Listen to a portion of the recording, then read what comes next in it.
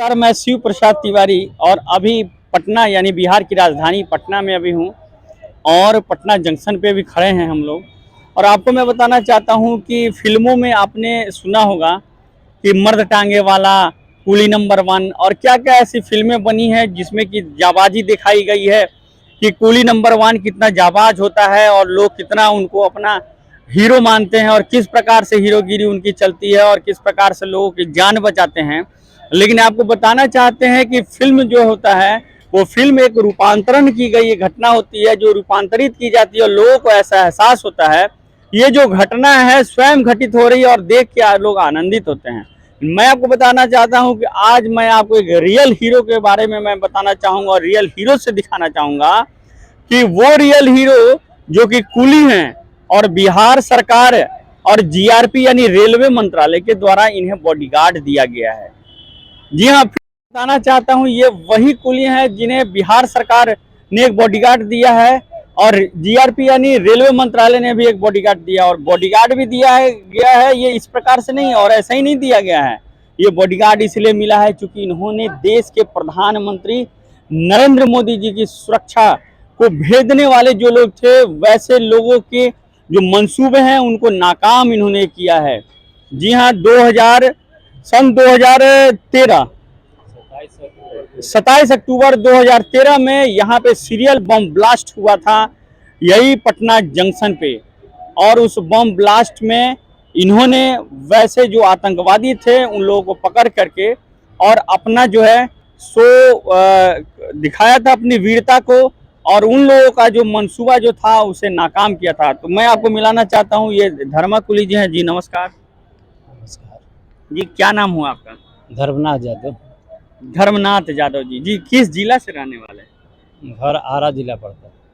आरा जिला, ये वही वीर कुंवर सिंह जी का आरा जिला है क्या? शायद मैं सही हूँ ठीक। कि वीर कुंवर जी जो कि वीरता से जाने जाते हैं, आज भी लोग जानते हैं, किताबों में हम लोग पढ़ते हैं और जगह का भी बड़ा मतलब नाम होता है। तो ऐसे ही नहीं होता है, वहाँ के लोग भी वैसे होते हैं। इन्हें स्वयं प्रमाणित किया है ये धर्मा कुली जी।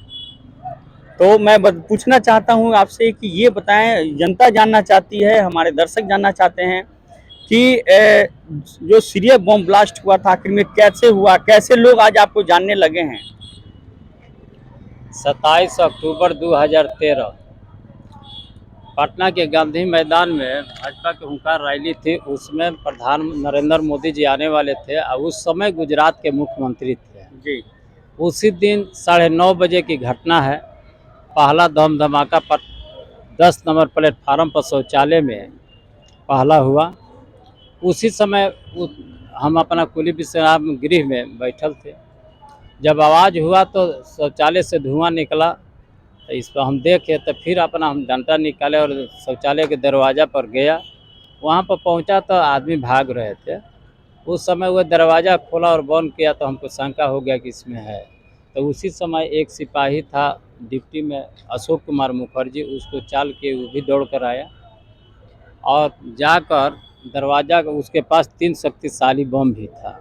उसको दरवाज़ा खुलवाए और निकाल के जो घायल था वो हम लोग पूछताछ भी किया। उस समय हम लोग से नहीं बताया।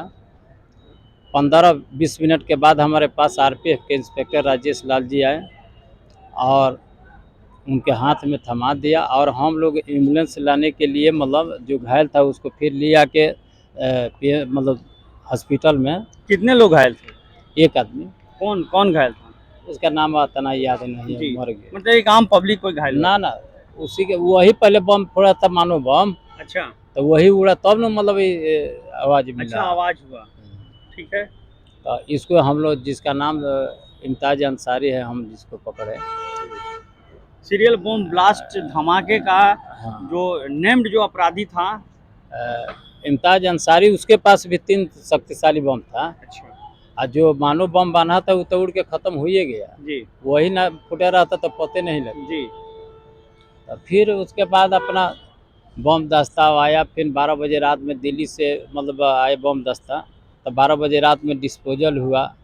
डिस्पोजल भइला के बाद फिर हम अपना काम में, चाहे यहाँ पर रात भर तो जागल रह गए। उसके बाद सुबह में मीडिया वाले हमारे पास सब लोग भाई आ गए, उस समय पूछने लगे कि आप पकड़े हैं बताइए। हम सच्चाई बात बता दिया कि मैं पकड़ा हूँ, अब फलना के हाथ में दे दिया हूँ। इम्तियाज अंसारी को प्रशासन फिर वो अपना ले गया, जहाँ ले जाना था ले गया। इस बीच में क्या आपने जिस प्रकार से पकड़ा उस अपराधी को, फिर आपको धमकी भी आने लगी होगी, बहुत तरह की बात होगी। तो हम फिर FIR हुआ, उसमें हम सीजर लिस्ट का अरेस्टिंग का मेन गवाह हूँ, मैं पकड़ा भी हूँ और गवाह भी हूँ।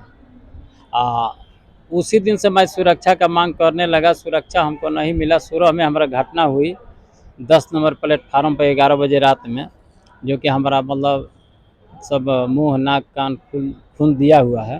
3 दिन के बाद हमारा PMC से होश आया, तो फिर हम आए तो अपना कागज पत्र लिख के मतलब क्षमा करेंगे, 2016 में क्या हुआ था आपके साथ? हमारे साथ रात में 11 बजे मार के 10 नंबर पर अकेले पड़ गए थे। आपको मारा था लोग? हाँ, अच्छा। तो 3 दिन के बाद होश आया था हमारा। तो फिर अपने सुरक्षा के गुहार लगाए, नहीं मिला तो उसके बाद फिर हम अपना हाई कोर्ट का दरवाज़ा खटखटाया सगरे कागज पत्र दे के। उसके बाद उस कुछ दिन के बाद पाकिस्तान से भी धमकी हमारे पास आ गया, इसी मोबाइल नंबर पर। उससे हम पूछताछ भी किए कि कहाँ से किया है, बताया कि था बॉम्बे। लेकिन हम उस समय गाली भी दिए कि तुम पाकिस्तान से फ़ोन किया है। हम कहा किया, तो कहा कि अच्छा काम किया, आपको पैसा इतना दिया जाएगा। कितना पैसा, कितना पैसा? मतलब 30 से 50 लाख तक ले बोला था कि हम लोग पैसा आपको देंगे। तो हम बोले कि हम पटना जंक्शने पर रहते हैं, पैसा देना है तो तुम जंक्शन पर आओ। लेकिन नहीं आया। लेकिन फिर अपना गवाही खातिर फिर हम प्रधानमंत्री गृह मंत्रालय चिट्ठी हुई लिखा, हमको सुरक्षा नहीं मिला। 18 में प्रधानमंत्री का फिर कागज आया था, तो उसमें मुख्य सचिव दीपक बाबू थे, तो सुरक्षा समिति में पास किए थे। लेकिन सीनियर SP और रेल SP हमको नहीं दिए। उसके बाद अपना कोर्ट में हम गवाही के लिए भी अपना तर्ज लगाते रहा, हमारी गवाही NI नहीं लिया। फिर हम बॉडी वारंट तक ले मांग किया कि हमको कोर्ट से दिया जाए, हम गवाही दूंगा, लेकिन नहीं हुआ। तो फिर 3 दिन बहस मतलब आप गवाही देना चाहते हैं? हाँ, गवाही 3 दिन बहस करा के फिर हम रिजेक्ट, जज साहब से हम या रिक्वेस्ट किया कि हमारे रिक्वेस्ट कीजिए, हाई कोर्ट जाएंगे। तो हम रिजेक्ट करा के हाई कोर्ट में NI और विजिलेंस IB के ऊपर फिर मतलब अपना दर्ज कराया। तो अभी लंबित अपना चल रहा है। हमारा मांग यही है, मतलब कि हाई कोर्ट से ये जो भी हमारा सुरक्षा मिली है, हाई कोर्ट का दरवाज़ा खटखटाना पड़ा। पहला नंबर GRP का मिला रेल परिसर में, और दूसरा मतलब जिला से मिला तो 23 में मिला। फरवरी में हाई कोर्ट से आदेश हुआ, तो सुरक्षा बोर्ड में पास हुआ, तो अप्रैल में हमारे पास आए हैं। मतलब 2023 अप्रैल में आपको बिहार सरकार के तरफ से बॉडीगार्ड, हाई कोर्ट के आदेश पे आपको एक बॉडीगार्ड दिया गया। वो बिहार GRP सरकार, हाई कोर्ट से आदेश हुआ जी। अच्छा, GRP भी जो मिला था वो भी हाई कोर्ट का ही आदेश, जबकि ये स्वयं सरकार को भी देखनी चाहिए। ये हाई कोर्ट का दरवाजा खटखटाने में काफी खर्च लगा होगा, काफी परेशानियां उठानी होगी, जबकि इन्होंने स्वयं देश के प्रधानमंत्री की सुरक्षा, और बल्कि उन लोग जो अपराधी जो थे यानी कि आतंकवादी थे, उनके मंसूबों को नाकाम इन्होंने किया था। और इनके ऊपर कई बार हमला भी हो चुका है। 2016 में हमला हुआ था, जो कि ये मरते मरते बचे थे, यानी मार करके उन लोगों ने तो फेंक ही दिया था। ऐसा उन लोगों को लगा हुआ कि अब ये मर गया, ये बहुत बड़ा गवाह था। लेकिन आज इन्हें 2 बॉडीगार्ड मिला। आपका बॉडीगार्ड लोग कहाँ है? नजर नहीं आ रहे हैं लोग। बॉडीगार्ड एक सीख मारा है, मतलब सोमवार के दिन से अभी तक हम 4 दिन तो आज तो मतलब 1 सप्ताह हो चुका है। हाँ, तो हम 4 दिन गए, DSPO साहब से, लाइन बाबू से भी अपना आग्रह किया कि भाई रिक्सी आदमी है, हमको मतलब सीख मारा है तो दूसरा दिया जाए। लेकिन बिहार पुलिस के जवान, हाँ, अभी तक हमको नहीं मिला। चलिए, इस विषय पे मैं बहुत ज़्यादा गहराई तक नहीं जाऊंगा, क्योंकि अभी मेरा विषय बस यही है कि इनको सुरक्षा मिला है, ये सही बात है। 2 सुरक्षा आपको मिला हुआ है, एक GRP से मिला है और एक बिहार पुलिस की तरफ से मिला है। हालांकि मैंने देखा था कुछ दिन पहले वो दोनों आदमी थे और अभी नहीं है। खैर वो तो विभागीय स्तर की बात है, जांच के बाद। आपने सूचना दिया पदाधिकारी SP लोग को? SP साहब को आज कल फ़ोन किए थे। अभी आपने किया? अभी हम फिर क्या हम बोले किए। SP साहब? बोले कि मतलब लाइन के DSP साहब को बोलिए, तो कहे कि अब सर 4 दिन से तो अपना जा रहे हैं, 4 दिन से कल हम फ़ोन किए हैं शाम को, तो बोले कि ना विदा कर दिया जाएगा, लेकिन आज तक अभी लेना भी रखना। चलिए, कोई बात नहीं, ये तो सरकार जाने। जिस सुरक्षा के लिए आपने सुरक्षा गार्ड को दिया है और वो सुरक्षा गार्ड नहीं है, तो कल सवाल यदि जवाब होगी तो वो सरकार की तरफ से होगी। आज ये तो अपनी जान को जोखिम में डाल करके आज अपने देश का मान सम्मान को बढ़ाने का इन्होंने काम किया है। लेकिन धर्मा जी, आज आपने जो कारनामा जो किया है, पूरा बिहार पूरा देश जान चुका है। क्या नरेंद्र मोदी जी की तरफ से या पीएमओ ऑफिस की तरफ से कोई ऐसा लेटर आया है या कभी आपको ऐसी? हम मांग अब किए हैं प्रधानमंत्री जी से जी कि हमको एक आवास दिया जाए, एक लड़का को नौकरी दिया जाए और राष्ट्रपति गारंटी वार्ड भी हमको मिलना चाहिए। बिल्कुल। अब नौकरी की बात है तो हम लोग भी उम्र हो गया है, इसलिए लड़का को मिल जाएगा तो पेट पालन पोषण तो अपना चलेगा। और डीआरएम से भी जीएम साहब से भी हम रिसीव करा लिए हैं कि हमको आवास दिया जाए। और रेल को बचाए हैं तो एक नौकरी इनका भी अपना हक है। और यदि नहीं हमको आवास मिलता है तो इसकी जिम्मेवारी डीआरएम और जीएम साहब की होगी। ये धर्माकुली थे जिन्होंने देश के प्रधानमंत्री माननीय नरेंद्र मोदी जी की सुरक्षा को भेदने वाले व्यक्ति को पकड़ करके अपने देश के मान सम्मान को बढ़ाया है, बिहार के मान सम्मान को बढ़ाने का काम किया है। और वीर कुंवर सिंह जी का जिला जो आरा जिला है, उसी के ये वीर हैं और इनका नाम भी धर्मा यादव है, और जो कि काफ़ी आज चर्चा के विषय बने हुए हैं।